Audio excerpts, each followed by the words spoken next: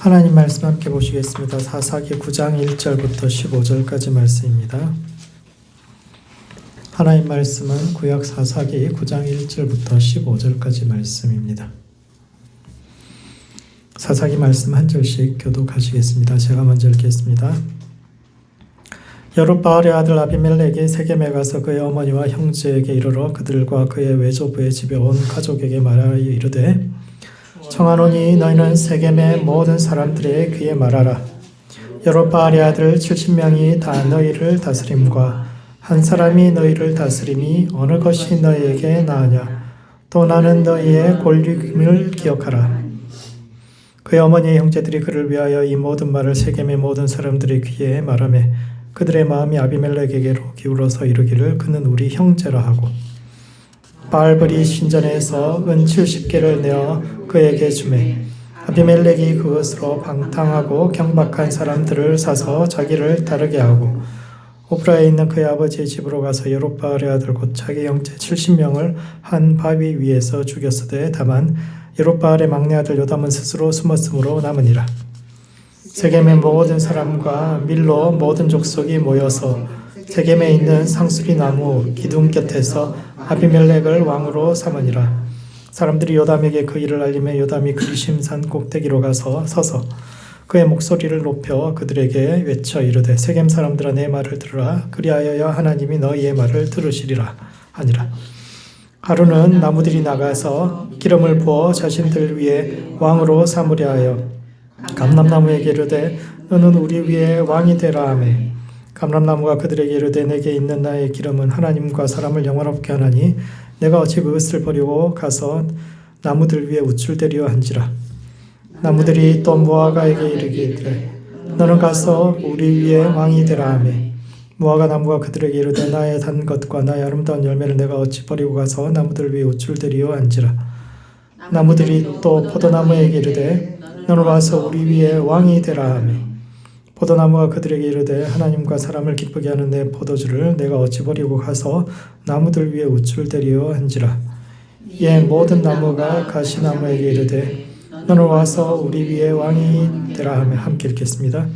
가시나무가 나무들에게 이르되 만일 너희가 참으로 내게 기름을 부어 너희 위에 왕으로 삼겠거든 와서 내 그늘에 피하라. 그리하지 아니하면 불이 가시나무에서 나와서 레바논의 백향목을 사를 것이니라 하였느니라. 아멘. 거기까지 읽도록 하겠습니다. 사사기가 21장까지 있는데 부록 이야기를 뺀 순수 사사기의 이야기는 16장에서 끝이 납니다. 즉 이 이야기의 중간이 어디냐 하면 이제 8장과 9장. 지난주에 함께 이야기했던 기드온이 강을 건넌 이후의 기드온 이야기와 오늘 우리가 함께 읽은 아비멜렉 이야기가 사사기의 가장 중심에 있고 사사기 기자가 하고 싶은 이야기가 이 중간 두 가지 이야기에 다 들어있는데 이 말씀이 오늘을 살아가는 우리의 삶과 신앙에 던지는 의미가 무엇인지에 대해 함께 생각해보는 시간을 갖도록 하겠습니다. 첫 번째, 채우는 길이 아닌 비우는 길을 걸어야 합니다. 그때 여룻바알의 아들 아비멜렉이 세겜 사람들과 연합하여 기드온의 아들 70명을 모두 죽이고 왕이 되었는데 이는 첫 번째, 아비멜렉의 나라는 가진 자들의 나라입니다. 아비멜렉은 기드온이 이방 여인에게서 낳은 아들로 이름 뜻은 내 아버지는 왕이다 라는 뜻입니다. 기드온이 300명의 군사로 10만이 넘는 미디안의 군사를 무찔렀을 때 사람들이 너무 감탄해서 당신과 당신의 아들과 당신의 그 아들의 아들까지 3대에 걸쳐서 우리를 다스려 달라고 이야기했을 때 기드온이 하나님이 우리의 왕이시고 나는 너희를 다스리지 않겠다. 내 아들들도 너희를 다스리지 않을 것이다. 이렇게 이야기하면서 그 왕위를 거절했지만 이방인에게서 낳은 그 아들에게 이름에게는 이제 네 아버지는 왕이다. 이런 이름을 지어주고 이것이 이제 기드온의 본심이라고 생각됩니다. 이스라엘은 민족의 출발 자체가 이집트에서 400년간 종살이하면서 강력한 왕권에 의해서 굉장히 고통받았던 역사를 가지고 있었기 때문에 모든 백성들 안에 왕은 안 된다라는 어떤 기본적인 합의가 있었고 그래서 그들 앞에서는 나는 왕 안 할 거야 이렇게 이야기를 했지만 내면에는 왕이 되고 싶은 욕망이 있었고 그래서 이방인들 앞에서 내가 왕이냐 이렇게 이야기를 하고 주장하며 살았는데 이런 그의 생각이 자라서 열매 맺은 것이 그의 아들 아비멜렉입니다. 그는 하루아침에 70명이나 되는 형제들을 모두 죽였는데 아마도 아버지의 장례식에서 이 일이 일어나지 않았을까라고 추정해 볼 수 있습니다. 왜냐하면 기드온의 아들도 이제 다 컸으니까 다들 장성해서 여기저기 흩어져서 살아가고 있을 텐데 70명의 아들이 모두 한꺼번에 모였다라는 것은 아버지의 장례식이거나 혹은 아버지의 기일, 모든 사람이 모일 수밖에 없는 그런 중요한 날이었을 것이고 이때 모두를 죽였는데 재밌는 것은 그때 아비멜렉을 도왔던 사람들이 세겜 사람들이요, 히브리 원문에서는 이제 세겜 바알들이라고 기록되어 있다라는 것입니다. 9장 6절에 보면 아비멜렉을 왕으로 세웠던 두 종류의 사람들이 나오는데 한 가지는 세겜 바알들이고 다른 한 사람들은 밀로 족속들이라고 나오는데 그 중에서 먼저 세겜 바알들은 아마도 지주들을 뜻하는 땅 주인들을 뜻하는 듯합니다. 바알이란 말 자체가 이제 세 가지 뜻이 있다고 이야기했잖아요. 바알 이방 신을 뜻하기도 하고 남편을 뜻하기도 하고 또 주인을 뜻하기도 합니다. 자, 그럼 세겜 바알들이 모여서 아비멜렉을 지지했다라는 것은 세겜에 있는 이방신들이 다 모여서 바알을 지지했다. 뭐 이렇게 이해할 수도 있지만 또는 뭐 세겜의 남편들이 모두 다 아비멜렉을 지지했다. 그럼 부인들은 지지하지 않았냐? 이런 것은 해석에 좀 무리가 있고 아마도 세겜의 주인들이 모여서 그럼 세겜의 주인들은 어떤 사람들일까 생각해보면 땅 주인 그리고 땅과 종을 많이 가지고 있었던 가진 사람들이 모여서 아비멜렉을 지지했을 것이다 라고 추정해 볼 수 있는데 이 사람들은 히브리 전통의 반대편에 있는 사람들입니다. 이스라엘은 히브리인들의 나라였는데 히브리란 강을 건너온 사람들 즉 땅도 없고 가진 것도 없어서 남의 땅에 가서 참 어렵게 살았던 사람들이 돌아와서 세웠던 나라고 따라서 이 나라는 가난한 사람들을 보호하는 여러 장치들이 굉장히 많이 있습니다. 뭐 안식일법부터 시작해서 희년법에 이르기까지 가난한 사람들을 보호하고 또 부자들이 너무 가난한 사람들을 억누르지 못하게 하는 그런 법과 제도들이 많이 있었기 때문에 바알들의 주인들의 이익을 많이 침해하고 있었고 아마도 이런 것을 없애주겠다는 약속을 했기 때문에 그 사람들이 세겜 바알들이 아비멜렉을 지지했던 것 같습니다. 나아가서 그는 밀로 족속의 지지도 받았는데 밀로란 요새를 뜻합니다. 밀로 족속 하니까 어떤 부족이 그들을 지지했다 이렇게 생각할 수 있지만 밀로라는 것은 채우다라는 뜻이거든요. 그래서 성벽 안쪽을 돌과 흙으로 이제 성이라는 것이 이제 벽돌을 쌓는다고 해서 세워지는 것이 아닙니다. 그 안쪽을 단단하게 흙과 이런 걸로 채워야 이제 강력한 요새의 역할을 하게 되는데 그런 점에서 밀로 족속이란 것은 도시 안에서도 가장 안전한 곳에 거하는 사람들, 부자 동네 사람들이라는 뜻입니다. 보통 고대 성이 이제 외성, 적을 맞는 외성이 있고 이제 내성이라고 안쪽에 가장 이제 안전한 구역에 모여 사는 동네들이 있거든요. 그런데 그 동네에 사는 사람들, 아주 부자들이 아비멜렉을 지지합니다. 즉 아비멜렉의 나라는 땅 주인들과 부자 동네 사람들의 지지하에서 탄생한 가진자들을 위한 나라요. 히브리 정신의 반대편에 있는 나라이며 그런 점에서 아비멜렉의 나라가 어떤지를 이야기하고 있습니다. 두 번째 이는 그들이 추구했던 가치가 무엇인지도 보여주고 있습니다. 제 서두에서도 이야기했다시피 이 이야기가 사사기의 가장 중심에 있는 이야기인데 그러면서 사사기 기자가 왜 자기가 왕정에 대해서 동의할 수 없는지를 설명하는 이야기입니다. 사사기는 반복적으로 그때 이스라엘에 왕이 없으므로 사람들이 자기 소견에 옳은 대로 행했다라고 이제 여러 번 이야기함으로써 마치 문제의 원인은 왕이 없었기 때문인 것 같다. 그래서 만약 왕이 세워진다면 사람들이 모두 다 그 왕의 기준에 맞추어서 절대적인 기준에 맞춰서 생활할 것이다. 왕을 세우는 것이 우리의 대안이다. 이렇게 이야기하고 있는 것 같지만 실제로 사사기의 가장 중심에 있는 강을 건너온 기드온의 이야기나 아비멜렉 이야기에서는 굉장히 왕정을 부정적으로 왜 자기가 그 왕정에 대해서 동의할 수 없는지를 이야기하고 있는데 그 왕정의 위험성을 드러내는 단어들이 바로 바알, 밀로 그리고 왕 이런 이 세 가지 단어들인데 먼저 바알은 주인의 길을 추구합니다. 바알은 이방신인데 땅의 신이고 농사의 신이며 주인들의 신입니다.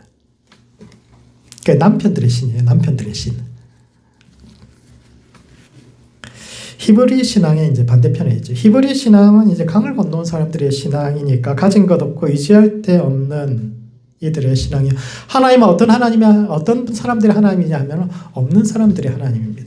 하나님이 있는 사람들도 보호하지 없는 사람들도 보호하는 분이며 따라서 힘 있는 사람과 힘 없는 사람이 함께 어울려서 살아갈 수 있어야 한다. 이게 이제 우리가 믿는 히브리 하나님이며 따라서 낮고 천한 자들의 꼭 성공하고 뭐 위에 올라가는 이런 사람들의 삶만 같이 있는 것이 아니라 밑에 있는 사람들의 삶도 같이 있다. 이게 이제 히브리 신앙의 기본 정신인데 바알 신앙은 이것을 전면적으로 부정합니다.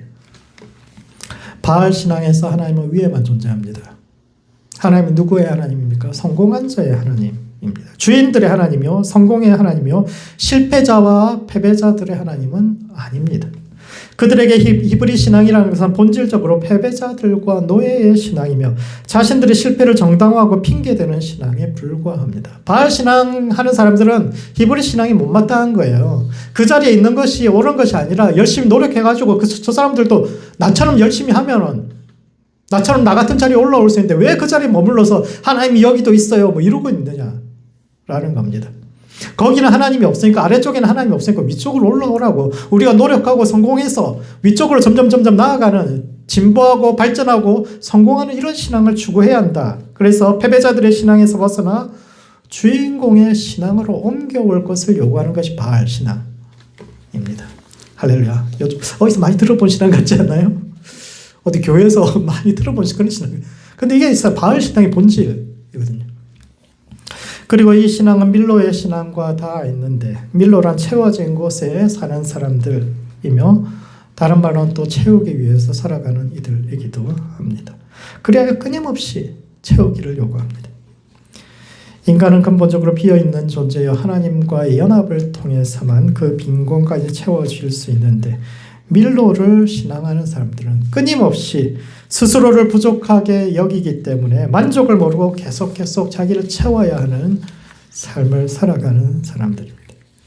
밀로는 머물러 있는 것은 퇴보하는 것이요 끊임없이 전진하는 것이 선이며 따라서 물질이든 지식이든 끊임없이 스스로를 채워 삶의 불안과 채울 때 그 불안과 공으로부터 벗어날 수 있다라고 믿는 사람들의 삶의 태도이며 그 끝이 바로 왕을 섬기는 종교, 즉 몰렉으로 이어지게 됩니다.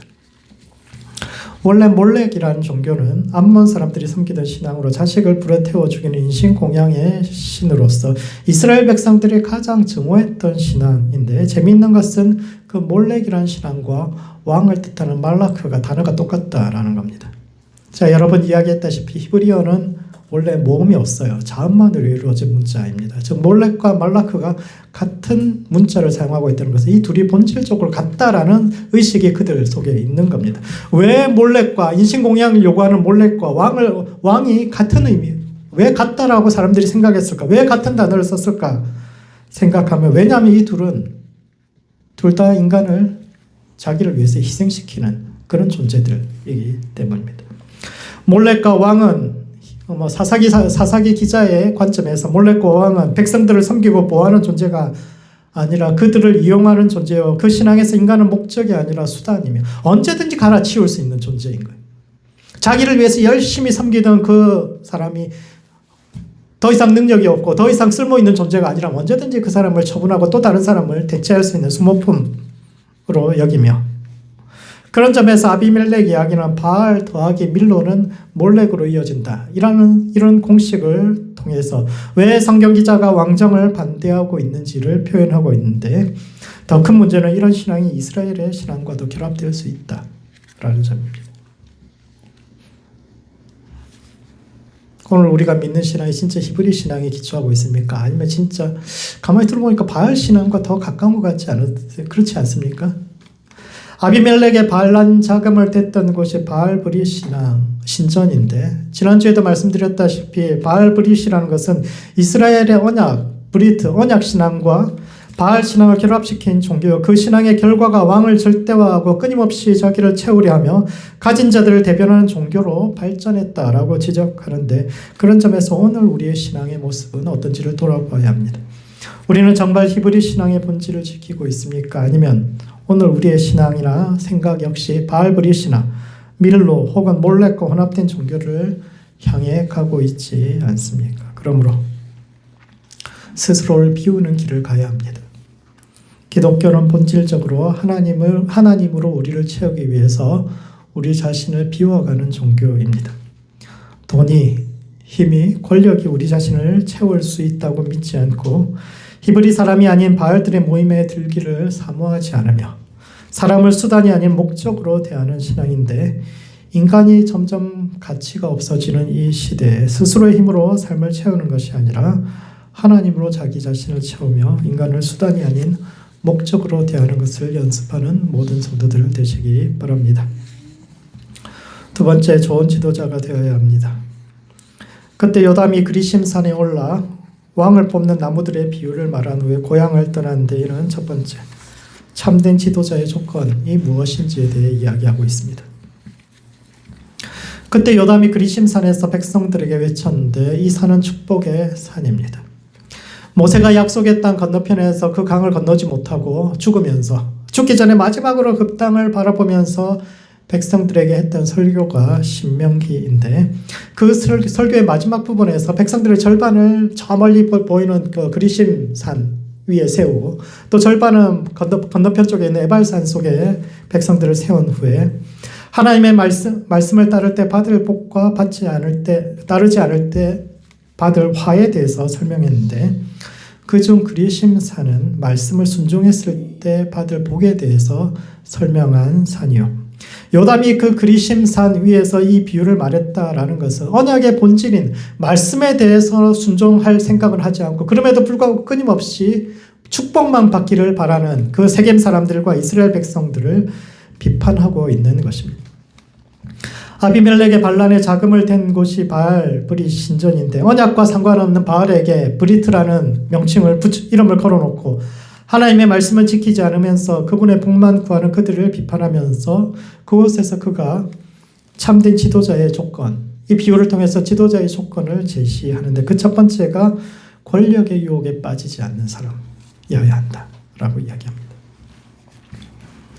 그때 나무들이 차례대로 감람나무, 무화과나무, 포도나무에게 왕이 되라고 했을 때 그들이 공통적으로 했던 말이, 내가 어찌 나의 것을 버리고 사람들 위에 우쭐대리요. 이렇게 이 말이 이제 공통적으로 세 나무가 했던 말인데, 여기서 우쭐댄다라는 말이 휘두른다라는 말입니다. 내가 사람들 위해서 뭔가를 휘두르고 난 그런 일 별로 안 좋아한다 이렇게 이야기했는데, 이것이 권력의 본질을 뜻합니다. 사람들은 누구나 위로 올라가고자 하는 상승 욕구를 가지고, 왜 자꾸 위로 올라가고 싶어 할까요? 그냥 밑에 살면 괜찮을 텐데, 그냥 만족하고 살면 돼. 사람은 누구나 자꾸 위로 올라가고 싶어 하는 그런 기본적인 열망을 가지고 있는데 왜 그럴까요? 왜냐하면 위로 올라가야 자유롭기 때문입니다. 사람이 가장 바라는 것이 자유롭게 사는 것이거든요. 그런데 사람이 자유롭게 살 수가 없어요. 왜냐하면 우리가 약하기 때문에. 사자같이 힘센 존재는 혼자서 막 자유롭게 살아갈 수 있습니다. 자고 싶으면 자고, 일어나고 싶으면 일어나고, 일하고 싶으면 일하고, 아니면 쉬고 언제든지 자기가 나가서 또 벌어서 먹을 수 있으니까 사자 같은 존재는 그렇게 자유롭게, 세상과 상관없이 자유롭게 살 수 있는데, 사람은 약하기 때문에 자연에서 혼자 살지 못해요. 그래서 사람은 근본적으로 집단을 이루어서 살기 때문에 자유롭게 살 수가 없습니다. 그런데 조금 더 자유롭게 살 수 있는 방법이 있어요. 그게 뭡니까? 위로 올라가면 좀 더 자유로워지는 겁니다. 밑에 있으면은, 그러니까 집단으로 무리를 지어서 살아간다는 것은 어떤 집단이 요구하는 바를 따라서 사람들이 다 살아가야 하기 때문에, 그 구조 속에서 위에 있는 사람들은 아래에 있는 사람들한테 시키고, 밑에 있는 사람들은 위에서 뭘 시키는지 이해가 안 돼도 따라야 하는 이런 구조 속에 있기 때문에 위로 올라가면 올라갈수록 사람들은 조금 더 자유로워집니다. 밑에서는 시키는 일만 하다가 위로 올라갈수록 스스로 삶을 결정할 수 있고, 또 심지어는 다른 사람에게 이것저것을 지시할 수도 있는 그런 위치에 올라가기 때문에, 사람들 오늘도 위로 올라가기 위해서 힘쓰지만, 성경은 참된 자유는 위에 올라간다고 얻을 수 있는 것이 아니라 하나님과의 바른 관계성 속에서만 참된 자유를 얻을 수 있으며, 그런 점에서 사람들 위에 올라서서 사람들 이리저리 좌지우지하면서 느끼는 것을, 행복해야 하는 것을 우쭐댄다라는 표현으로 평가절하하고 있습니다. 세상에서는 왕과 지도자는 높고 가치 있으며 노동자는 낮고 천하다라고 생각합니다. 위에서 결정하고 지시하는 이들은 가치 있다고 하고, 아래에서 기름을 짜고 음식을 만들고 술을 만드는 일들은 평범하다고 말하지만, 요담의 비유에서는 이것을 정면으로 반박하고 있죠. 새 나무가 전부 다 거절하는 것이 그런 거 아닙니까? 그 나무들이 이야기하는 거 전부 다 밑에 사람들이 하는 거거든요. 기름을 짜고 음식을 만들고 사람들이 먹을 것을 공급하고 평범한 것, 하찮은 일, 세상에서 그렇게 하찮은 일이라고 이야기하는데 오히려 이 나무들은 내가 이걸 왜 버리고 저기 올라가지고 뭐 사람들 그게 뭐가 의미 있다라고 이렇게 이야기하느냐라고 이야기합니다. 요담은 생산하는 것 없이 그저 사람들 위해서 군림하면서 백성들의 삶을 좌지우지하는 일은 가시덤불같이 아무 세상에 진짜 쓰잘데기 없는 존재들만 그런 것을 원하는 것이라고 폄하하면서 참된 왕권은 그것을 거절할 수 있는 사람들, 즉 권력에 취하지 않고 언제든지 내려놓을 수 있는 사사기부터 시작해서 이제 결국 사무엘 상하에까지 가서 이제 이어지는 그 메시지가 겁니다. 누가 왕이 되어야 하느냐? 언제든지 하나님께서 원하시면 그 권력을 내려놓을 수 있는 사람. 사람들 위해서 뭔가를 결정하고 이런 것이 중요하고 집단이 살기 위해서 필요한 일이지만 그럼에도 불구하고 언제든지 그것을 내려놓을 수 있고 뿐만 아니라 보통 사람들의 위에 올라갔다고 자랑하는 것이 아니라 진짜 아래에 있는 사람, 보통 사람들의 삶이 얼마나 가치 있고 중요한지를 이해하고 그 가치를 지켜줄 수 있는 사람이 그 자리에 가야 한다 라고 이야기하고 있습니다. 두 번째, 그래서 지도자는 자유롭게 하는 사람이어야 합니다. 요담의 비유에서 결국 왕이 된 나무는 가시덤불이요 그가 다른 나무들에게 요구한 것이 자신의 그늘 아래에 들어오라는 것인데 재미있는 것은 가시덤불은 그늘이 없다는 겁니다. 그렇죠. 그늘이 그 그늘은 어떤 나무가 가지고 있습니까? 잎사귀가 무성해야 그늘을 가질 수 있는데 가시나무는 그늘이 없어요. 할 수 없는 일을 요구하는 겁니다. 그늘도 없는 존재가 너는 다 내 밑에 들어와. 내가 그늘이라는 게 무엇을 의미합니까? 보호와 쉼을 상징하는데 가시나무는 보호와 쉼을 줄 수 없는 존재예요. 왜냐하면 이것은 마음이 가시나무가 나빠서가 아니라 나쁜 존재여서가 아니라 능력이 안 돼서 그런 겁니다. 가시나무는 키가 작은 그 중동에 있는 나무들 중에서도 키가 작은 편에 속하기 때문에 다른 나무들이 그 아래서 쉴 수가 없어요. 그가 할 수 있는 것은 결국 다른 나무들이 자라지 못하도록 자기 밑에 자라는 것을 자꾸 누르고 사람들 찌르고 그런 역할밖에 하지 못하는데 이것은 왕과 지도자들에 대한 사람들의 비현실적인 기대에 대한 비판입니다. 사람들은 왕이 자신들을 보호해주고 쉼을 주리라 기대하지만 역사 속에서 그런 왕이 몇이나 됩니까? 대부분의 왕이 사람들이 기대하기에는 왕이 외적에 대해서는 강하고 자기 백성을 사랑해 줄 것이라고 여기지만 대부분의 왕은 거꾸로 합니다. 외적 앞에서 순한 양처럼 굴고 자기 백성 앞에서 무서운 사자가 돼가지고 막 사람들을 몰아붙이고 또 자기보다 능력이 있어서 자기보다 더 크려는 그런 나무들에서 과감하게 잘라버리는 그런 역할을 하는 것이 역사이고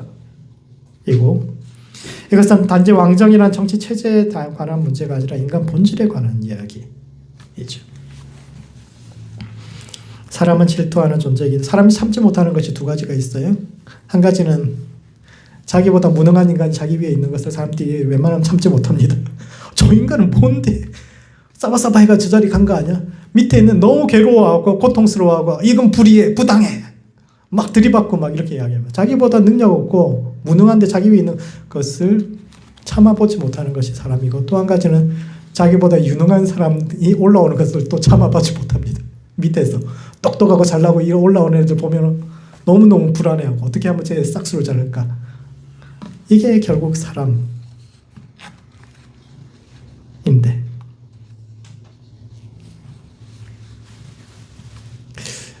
우리 교회 부목사님들이 없어서 다행이에요.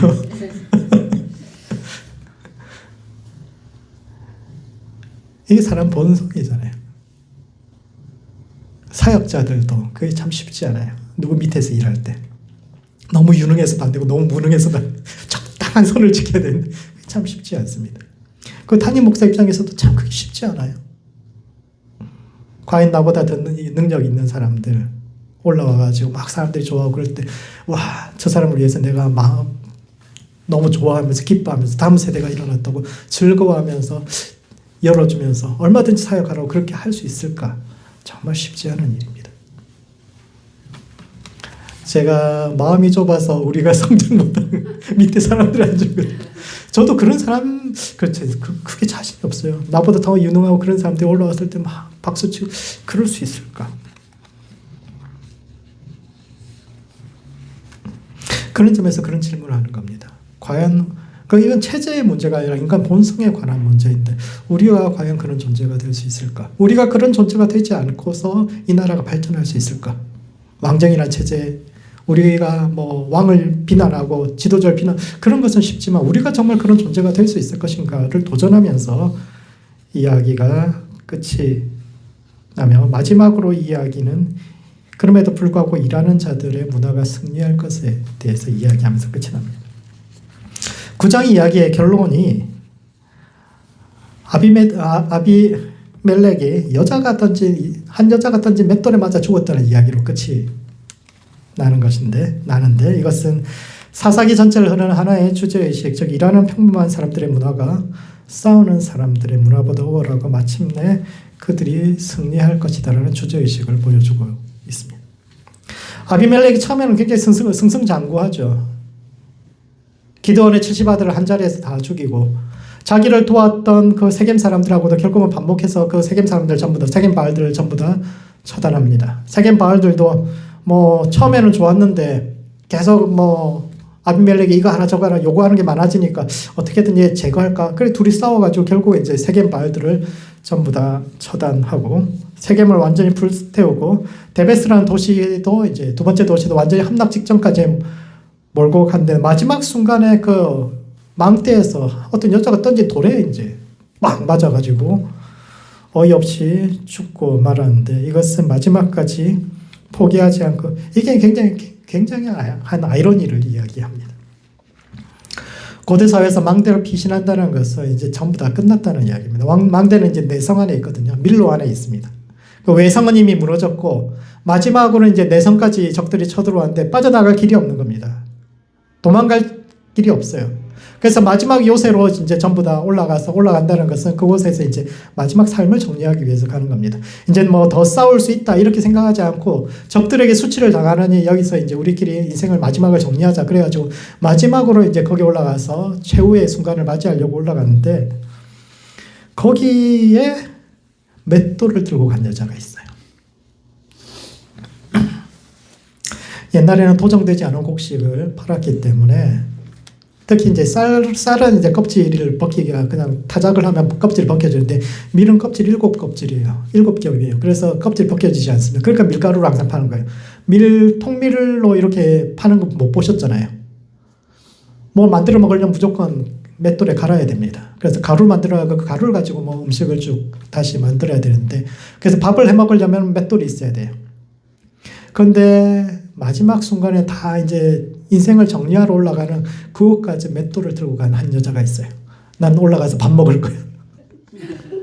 다른 사람들은 다 이제 인생을 정리하고 이제 뭐 다 끝났는데 뭐 적들한테 여자들이 뭐 적들한테 와가지고 내가 죽을 거 뭐 험한 일을 당하고 죽냐 아니면 그냥 깨끗하게 그 위에서 인생을 정리하고 가자 이런 마음으로 거기까지 올라갔는데 거기 맷돌 들고 와가지고 거기 갈아가지고 밥 먹으면서 이게 마지막 순간까지 포기하지 않는 거예요. 그리고 마지막 순간까지도 포기하지 않고 있다가 위에서 맞을 것 같은데 툭 던졌는데 거기에서 맞아 죽은 겁니다. 아비멜렉이. 있을 수 없는 일이 일어난 거죠.